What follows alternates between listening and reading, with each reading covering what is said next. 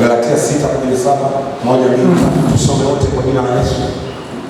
Tangu sasa mtu asitaishi. Umesoma vizuri sana yeye watu wa ibada hii. Hebu tuanze tena yule sasa nimetakiwa ninyamaze. Mmesoma vizuri sana. Sana nimeshindwa kuvumilia. Haya tunaanza tena. Unangoja kwa hilo andiko muandiki Paulo. Ila kwako na kizazi chako. Hebu lisome wewe, alafu mwambie wewe. Mwambie mwanao, mwambie mkwe wako, mwambie wakwe zako, mwambie wajukuu, mwambie vitukuu. Viambie vineng'ena vilimwekeza sivyo kadinini. Ambia vizazi vyako. Hilo andiko ni lako na vizazi.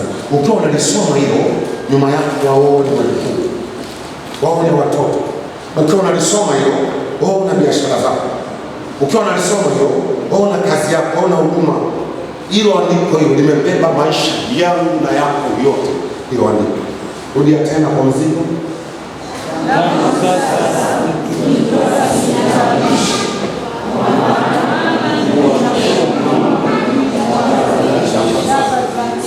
Hili ni andiko la milele. Andiko letu mama hili. Sisi tutakuwa na mwaka wa kutotaabisha. Ungekuwa mwaka unaisha kesho, ningesema mwaka kesho yake ningetangaza mwaka wa kutotaabisha. Mwaka wa chapa za hela. Leo ingekuwa hiyo unaisha kesho, ningesema mwaka huu wa kesho 27 kesho ya tunaweka mwaka wa kutembea na chapa za Yesu. Hakuna kutotaabisha. Maandiko haya yanasema hapo. Hapo wazee wa Mungu watetee sana, wapumzishe kwa utukufu. Wamemaliza kazi yao kwa mateso, hawakula baba. Akiongea tabu Paulo anamaanisha. Anaelewa maana ya tabu. Anasema kwenye kitabu kile cha Wakorintho anapoelezea hii sura ya 11 usiandike, anapoelezea wasifu wao. Anasema acha basi na mimi nisifu. Wao wananiita mitume na mimi pia ni mtume bwana. Siongei tu lakini mimi ni mtume. Wao wanatania mimi nimepata taabu. Nimepigwa sio mara moja. Nimepigwa viboko vile vya Yesu, vile vya Yesu. Nimepigwa mapigo 40 kasoro moja. Anaongea mateso aliyokuwa nayo. Anasema nimepigwa. Anasema kuvunjikiwa na tanga yani kwenye na mashuka sio mara moja, sijui naenda wapi. Kuwekwa gerezani, kupigwa na mawe, kushushwa kwenye kikapu kama vile mahindi au maandazi. Sasa imetosha. Ile watu wahuni alikuwa anaongea na wahuni ambao walikuwa wakitaka kuongea kwa mtazamo mwili. Hapa nisikie niongee kidogo theolojia afu nirudi kwenye practical. Sema ya vitendo ya somo hili. Walikuwa wanamuona kama sio mtume hivi kidogo. Wale walikuwa wamejitafutia vitu yao na maalama yao. Sasa msimtishe ni bwana. Mimi na vitu vingi kwa Yesu leo. Dunia ilishaganitesa, mimi nilikuwa farisayo mafarisayo. Nimeshaua sana, nimeitesa, msinirudishe huko. Msinirudishe. Sasa hivi ninaishi zangu na Yesu. Naamua kuchukua chapa za Yesu. Sasa nachukua chapa za Yesu. Jamani, Bwana asifiwe. Bwana Yesu asifiwe. Andiko hili nataka niongee sasa haraka. Ni andiko ambalo litaamua mambo mengi kwenye maisha yako. Naongea haraka sitaki kuelezea kama ibada ya pili itakaa. Bali kidogo nitende kwa akili nikae hapa. Nisaidie twende haraka nitaki. Andiko hili litaamua mambo. Yaani usiposhughulika na chapa kwa lugha ya pesa.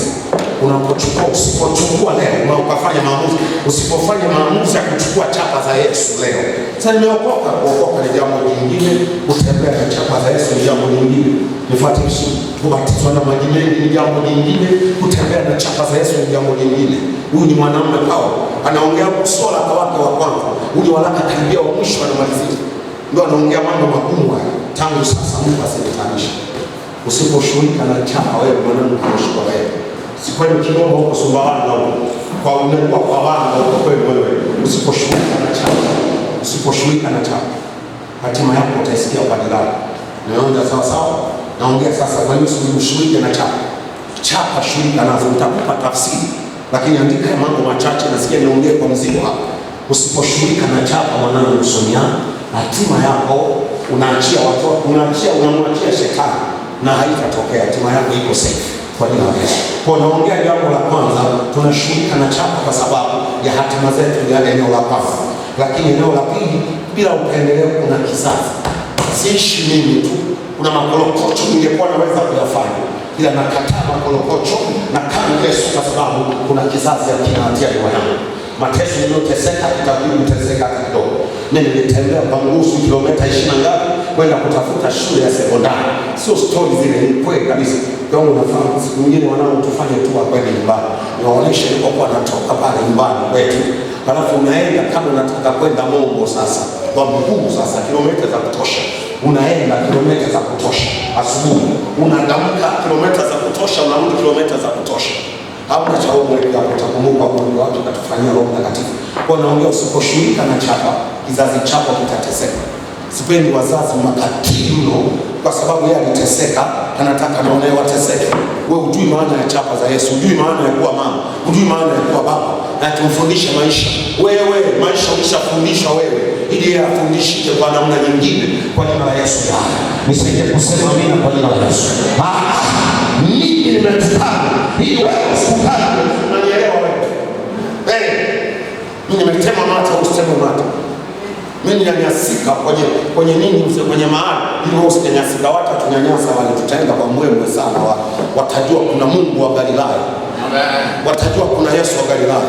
Amen. Sisi tuliomba, tulilia kupunguziwa mahali, kizazi chetu kisinyanyaswe namna hii. Tunaenda, mnataka ngapi? Harusi tunawapa wiki 3. Na sisi ndio kumwe na adabu, sisi ndio tunaoa.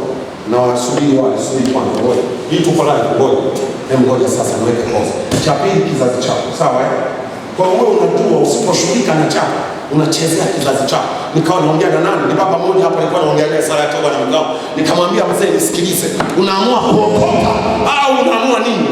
Ulishasikia mahubiri, sasa chagua. Kakake anamsaidia eti, unajua alikuwa na, nikamwambia ni mtu mzima, anajua. Kaka, unaamua kuokoka au anaamua kusali? Nikamwambia hata mashetani yanasali. Mimi nimekuwa kwenye dini nyingi, hata ya mashetani nimesali. Kuna siku yao maalum, yanaacha kuharibu dunia, yanaenda yanaswali. Nikamwambia mashetani yanaswali, amua. Naongea kuokoka. Akasema naamua kuokoka. Naongea kizazi chako. Usiposhughulika na hizi chapa, kizazi chako kitateseka mpaka unakoa. Kuna mtu unaelewa? Hujachelewa hata kama ni mbibi wa miaka 800, bado unaweza kushughulika na hii ngoma na ikatokea. Jamani, Bwana Yesu asifiwe.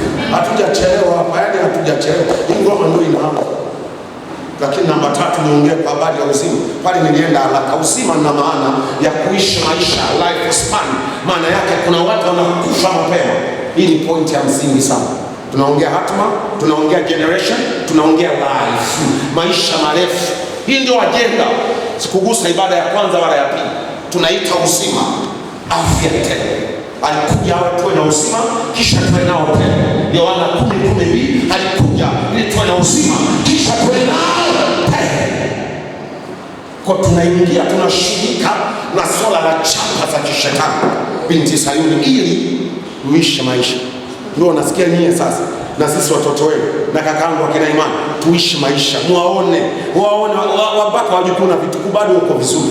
Mbia alafu na wewe unawapiga Kiingereza na chapao bado chenyewe kinakaa chini. Ambia mimi nimesoma shule ya miaka hiyo bado na nyewe Kiingereza chetu kina matete. Maisha marefu. Kuna familia kwao mzee ana miaka 45. Hiyo ni laana. Nisamee tu, ni laana. Sina neno la kukutia moyo. Ni laana, hata kama tuko live siogopi, ni laana. Mungu alisema unatakiwa tuishi. Ile sio andiko la Biblia, andiko letu la Biblia. Ile aliongea mwenyewe, zile ni hekima za mzee Musa, na Hezekia, sio zetu. Miaka yetu kwa 70 na 80 sio yetu. Nikupe andiko letu. Nikupe Mungu alichosema kitabu cha Mwanzo sura ya 6. Hili ndio andiko natembea nalo. Na naomba neema ya kwenda miaka 150, 200 na 30 kama Yesu atakuwa hajarudi. Ngoja nikupe, kuna watu mmesoma ile andiko la Zaburi hata hujui maana yake. Mungu miaka yetu 60, 70 kama 80 nani kasema? Wapi kasema? Niambie nani kasema? Kitabu cha Mwanzo sura ya 6 sio? Sini hapa sura ya 6 nikuoneshe Mungu ndio amesema. Wapi pengine nionyeshe sasa? Unaruhusiwa kumchallenge, mimi sio Yesu. Mwanzo 6 mstari wa 5. Sawa? Bwana akasema, roho yangu itashindana na mwanadamu milele, kwa kuwa yeye ni nyama, basi siku zake zitakuwa miaka 120 full stop. Hii ndio bonus tunatembea nayo 120. Utaki kusema mimi nakufa na miaka yako 51 naongea 120. Kuna mtu anaongea nasema 120. Nasema 120. Nasema 120. Nasema 120. Mtapiga 120 kwa jina la Yesu.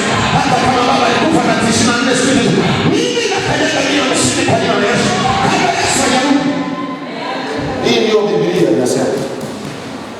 Miaka yetu tukiwa na nguvu, nani kasema ni nguvu? Nani kasema niletee? Nani kasema?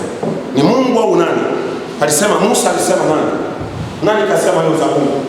Usichukue vitu vijuu, mtakufa mapema ndio mtaongea kwenye chapa. Jambo la 4 na ngapi? La 3, sio? Uzima. Kwa hiyo usiposhughulika chapa mtakuwa mnakufa mnajiona. Yaani wanakatika kama vile maembe yanapikiswa na upepo. Watu wanakufa. Wana familia mara moja wanazika watu 8. Watu 8. Siku moja wanazika watu 8. Wiki moja anazika mama mkubwa, kafa mama mdogo, kafa shangazi, kafa mjomba, kafa mtoto wangu. Sio nini sifa ni kuomboleza. Usiposhughulika na chapa. Paulo anasema tangia sasa.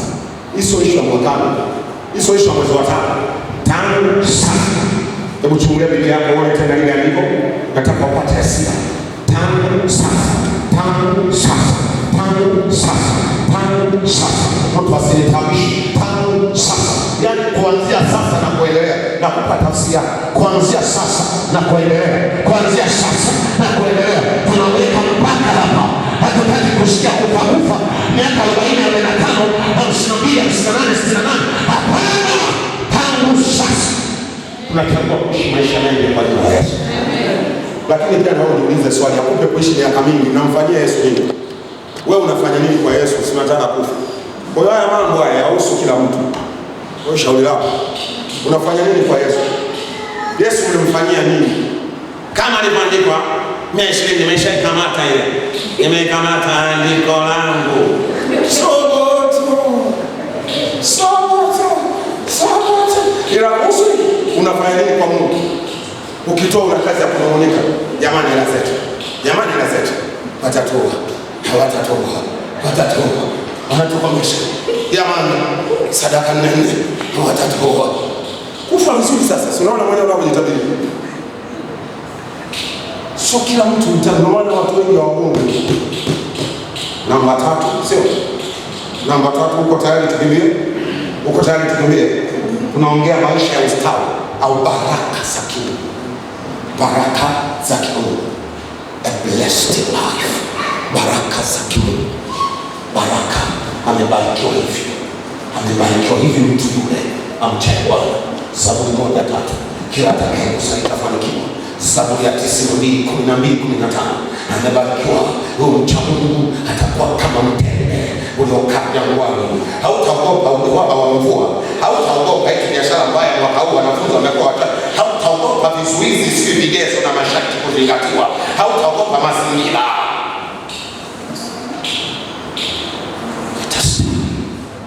Ziko wapi hizi baraka? Tangu sasa mtu asitawishi. Na mtu unanielewa? Ishu tangu sasa mtu asitawishi. Sasa kuna chapa na acha na kuna chapa na choice chapa hizi. Kushughulika nazo kabla ya kuchukua za Yesu. Jamani Bwana asifiwe. Tuko mwanzo wa mwaka wa neema, bila neema. Ndipo likatudanganya na wachungaji wake. Mbona tujaona neema bila neema? Tujaona neema. Ndio nakwambia shuhuda kana hii mambo ili uone neema inatokea. Amen. Nasema tangu sasa shughulika na mambo kwa jina la Yesu. Namba ngapi si kwako? Si kwako na ngapi leo? Kwako naingia na ngapi? Naongea sasa kuna vitu vingi hapa. Nataka niache vingi. Kuna vitu vingi hapa, si kibali, ufahamu, hekima, maarifa. Nataka tu nimalize hizi ya Musa, mwisho mwema. Unaweza kuandika pia. Mimi napenda tu nimalize na nyingine zote naruka. Utaandika kibali basi. Andika kibali afu ya mwisho nataka mwisho mwema. A good end. Chapa hizi zinakupa umalize vizuri au umalize vibaya. Milionea, hizi chapa zinaamua umalize vibaya au umalize kama Mungu. Alafu yale ni wasta. Praise ni wasta. Na wale mambo yako wewe mnaingia, acha tukolai, acha nitakuja kwenye barosha. Naongea chapa.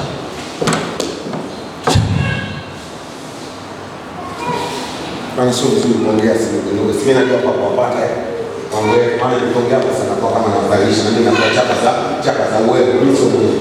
Nimekataa chapa za uwezo. Mwisho mwema. Mhubiri 7 ya lango la mwanaume hili. Mhubiri 7:8. Mathayo 24:13 alipogusa siku za mwisho upendo wa wengi utapoa, nani atautunza mwisho mwema. Siku za mwisho watu watajitenga mno na kweli. Siku za mwisho, mwisho mwema. Mungu akupe mwisho. Usiposhughulika na chapa hadi kwenye uzee wako utashangaa kuna vitu vinayumba, hadi kwenye ujana kazini vinakataa, kwenye huduma wanangu nye bado wadogo, mna neema na ufundisha na mnasikia mambo haya, mna nafasi kubwa ya kuwa lao mpaka mnasema God, this is too much, oh, this is too much. Mna nafasi ya kufaidi maisha ya Yesu nyingi, mna nafasi nyingi ya kufaidi mtano wa Yesu. Bado mwisho mwema. Andiko nasema ili mwisho mwema. Kuna watu walianza vizuri. Alikuwa ananiuliza jana mtoto wetu, kulikuwa na mke wangu alitutembelea, alikuwa ananiuliza kufanya, akawa anatuliza maswali, inakuaje baba? Kuna watu wale wanaanza vizuri wanamaliza babaya. Nikasema Mungu nisaidie mtoto sija kataka nimhubirie somo. Na wana kuna vitu pia sikusema baba, na ulisoma baada hii. Maana najua hivyo. Sasa kwa nini sasa naongea? Kuna watu wanaanza vizuri na kataa hiyo chapa ya kumaliza vibaya na ikataa kama zote. Kuna mtu anaanza vizuri, anaomba, anafunga, hata maombi ya 21 leo 7. Kuna mtu alianza na moto Jumatano tu kwa sababu sio tena maombi ya wewe ni bora usingeacha ukaomba mwishoni. Hiyo ni mkosi na laana ya maisha ya kizazi chako. Hawaanzani kwa moto wakati maombi yanaendelea. Ungesuga hapa ukamaliza na nguvu mwishoni, wewe umebarikiwa kuliko walioanza. Kuna mtu anaelewa? Mungu ni Mungu wa mwisho, anaangalia. Ndio maana aishi Alfa. Yeye ni Alfa na Omega, mwanzo utamkuta na mwisho anakusubiri. Yaani anatamani umalize kwa utukufu kuliko uanze kwa mbwembwe. Chapa hizi Paulo anasema tangia sasa mtu asinitabishe, maana nachukua kwenye mwili wangu sasa chapa za Yesu. Chapa za mizimu niache, chapa za mashetani niache, chapa za uganga niache, chapa za ukabila niache. Sitaki chapa za mazoea, nataka chapa za Yesu. Nini maana ya chapa? Kulifuata vizuri utaona kuna chapa za aina mbili. Kuna chapa za shetani na kuna chapa za Yesu. Mimi somo hili kama baba hujataja kichwa cha huduma, inaitwa chapa za Yesu. Au ukiandika hiyo inogo kuchukua chapa za Yesu. Najifika chapa za Yesu. Nachukua chapa za Yesu. Najifika chapa za Yesu. Nachukua chapa za Yesu. Najifika chapa za Yesu. Najifika chapa za Yesu. Sasa naomba niingie kwenye mambo ya somo. Nini tunaongea hapa? Tufike hapa tukimbie kidogo haraka sio? Tuguse vitu vichache alafu tukaombe kwa jina la Yesu. Kwa hiyo nikupe tafsiri. Hizo aina zinatosha, sitakuwa nakuongelesha sana. Lakini nataka nikupe tafsiri maana ya chapa. Nini maana ya chapa? Na tabia siwezi nikutoe mapema na huo hapo. Na ninaweza kwa jina la Yesu. Neema inanibeba. Na wanangu wana hiyo neema sasa kwa jina la Yesu. Waweze hakuna ni machapa tu. Nilishayakataa kabla mwaka hujaanza. Na nimeona yameniacha ya machapa. Ya kwa watu saa 7:30 haijamani subiri kidogo unapoingia mwezi subiri point gani ndio mchapa tu hizo. Nimekataa machapa ya kuchelewesha watu katika jina la Yesu. Sasa kusema mimi na basi sawa. Kwa hiyo naomba tuunganishe hapa tafsiri ya kwanza ya chapa na ibada. Si badilishi, ibada zote hizi si badilishi. Chapa ni roho inayomiliki au inayomtawala mtu, ni roho kamili. Chapa it is a total spirit. Ni roho kamili, ni roho kamili, ni roho kamili, ni roho kamili. Sasa hii ni tamu baadaye inapata ufunuzi, inayomiliki au inayomtawala mtu au inayomtumikisha mtu. Ni roho kamili, inayomiliki au inayomtumikisha mtu. Ni roho kamili. Roho Mtakatifu anayepeleka kitabu cha Warumi sura ya 7, 14, 15, 16 mpaka 20. Paulo anasema nifanyeje sasa? Lile ninalotaka kulifanya zuri silifanye, lile baya nafanya. Chapa ni roho kamili inayomtumikisha mtu, inayomtumikisha mtu, inayomtumikisha, inamwendesha. Chapa ni roho kamili inamtumikisha, inamwendesha mtu. Nifuate vizuri hapa tutakuwa maandiko sasa. Ni roho kamili inayomwendesha, inayomtumikisha, inayomiliki mtu kupitia njia kuu zifuatazo. Imekumiliki, imekutawalaje hiyo chapa? Uko vizuri? Niendelee sasa. Ni roho kamili inayomiliki, inamwendesha, inamtawala mtu. Imemwingia moja kupitia maneno au matamko ya kwake au ya watu wengine, yawe madui wawe mama yake sijui. Chapa roho hiyo inaingia. Na hapa andiko letu mama ni Yohana, ile atuiache Yohana 6:63. Yesu anawaambia maneno niliyowaambia ni roho tena ni uzima. They are spirit and life. Ndio unaona kijana wangu, yani unaimba, lakini ukitokea anakuambia wallahi, watasema muone yule uchapa ya Mungu, yani unanuka Mungu. Ni roho ya huruma na kutumikisha. Sio ishu ya kuwa modern. Mimi ni mchungaji kijana, mchungaji wa kisasa kabisa. Wa kisasa sana yani. Na Mungu ananiapetisha kila siku. Mchungaji wa kisasa sana. Lakini unajua kuna vitu sio kisasa. Kuna vitu sio kisasa, ni chapa. Yaani wewe unatumikisha. Unatumikishwa kabisa bila kujua. Sema naimba bwana, yaani unatumikishwa. Mimi naupinga, lakini unatumikishwa kabisa. Kuhubiri sio shida, kuimba sio shida, kuwa kanisani sio shida, kuwa askofu sio shida, kuwa mchungaji mzee wa kanisa shemasi sio shida, kuwa uliokoko na miaka mingapi sio shida. Nimesema usiposhughulika na hizi chapa yaandaye kumaliza hofu. Nasikia wewe tunamjua, alikuwa akaokoka, sasa hivi umesikia bwana mlevi kweli kweli. Alianza na Mungu, sasa kumbe malaya sana. Yule mtoto alikuwa na huduma, malaya mtupu. Naviona hapa Msumbe, sivioni kwa mbali. Naviona hapa na nyinyi mnaviona. Si mnaviona hapa? Hapa mnaviona hapa. Wengine ni watoto wa sawa kabisa. Alianza vizuri kijana, alikuwa na moto. Alikuwa na moto yule binti, alikuwa anaimbaga na praise na kwaya alijiunga. Sasa hizi kaacha kawa malaya. Ni roho inamtumikisha. Ukimuuliza mpaka analia machozi. Anasema nimemisi kanisa. Natamani kufunga kesho nianze maombi ya sala ya toba kabisa, lakini hawezi. Ataanza kuomba saa 2:30, simu zinaingia. Anasema naenda mwenyewe mjini. Naenda mjini. Kuna simu inaingia. Anaenda huyo mwala. Kitu kigumu sana. Wala ndio ibada hii kigumu sana. Kigumu. Kuna kijana wangu na mmoja. Mwanangu utaacha nini tabia? Anasema baba, naacha sasa hivi. Anagalagala. Akimaliza kuamka anarudia. Shida ni chapa. Amebandikwa na yeye hajawahi kuchukua serious. Hajasema sasa kama mvua ni mvua, kama jua linawaka mvua inyeshe, hii inapaswa hii chapa na kama hujaamua kufika kwenye hiyo hali unakufa unajiona. Naongea tena, shetani sio mama wako. Nimewahi kuona kuna watu wanasali na anaongea kama ananena, lakini mdomo wake amebeba umbea. Hujawahi kuona dunia hii, ana chapa ya umbea. Ni roho inamtaabisha, inamuongoza. Narudia tena wanangu, kuimba sio tiketi. Lengo ni kuhubiri sio tiketi. Lengo linaniambia sio tiketi. Wanangu, kuimba sio tiketi. Shida ni kushughulika na chapa. Usiposhughulika hapa hutafurahia maisha. Utasema nina vita kila siku utakuwa mwimbo wako nina vita. Kila siku na watu ukutana nao nina vita. Niombe pasa nina vita. Pasa vita nzito. Pasa vita. Wewe ni nani? Wewe ni bunduki, wewe nani? Wewe ni buti la jeshi. Yaani wewe vita yako haishi, wewe nani? Wewe nani? Bunduki yenyewe kuna wakati inatundikwa, inafutwa, inatundikwa. Ni mtoto wa askari.